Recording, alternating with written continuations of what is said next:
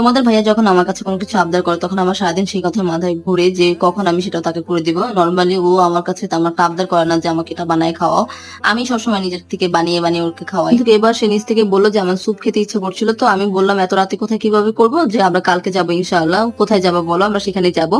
তো বললো যে না তুমি বাসায় রান্না করো, বাসায় খাবো। তো আমার বাসায় তো লেমন গ্রাস ছিল না, তো সেদিন আমি বাসায় একটা লেমন গাছ কিনে নিয়ে আসছি স্যুপটা রান্না করার জন্য। আর যেহেতু বাসায় রান্না করবো, চিংড়ি মাছ আর চিকেন তো থাকতেই হবে। অফিস থেকে আস্তে আস্তে সেদিন অনেক দেরি হয়ে গেছিল, আমার গাছ কিনতে গিয়েছিলাম, সব মিলে আমার অনেক দেরি হয়ে গেছিল। তাই তাড়াতাড়ি এসে আমি চিংড়ি মাছ আর চিকেনটা নামিয়ে নিলাম। 3টা ডিমের কুসুম, লেমন গ্রাস, আদা, সস সবকিছু দিয়ে আমি সাথে সাথে বসিয়ে দিলাম। খাবার স্যুপের সাথে অন্তন থাকবে না সেটা কি হয়।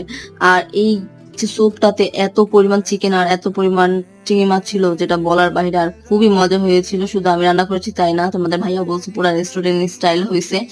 অনেক মজা হয়েছে, আমার কাছে অনেক ভালো লেগেছে। ইভেন প্রথমবার আমি রান্না করেছিলাম এই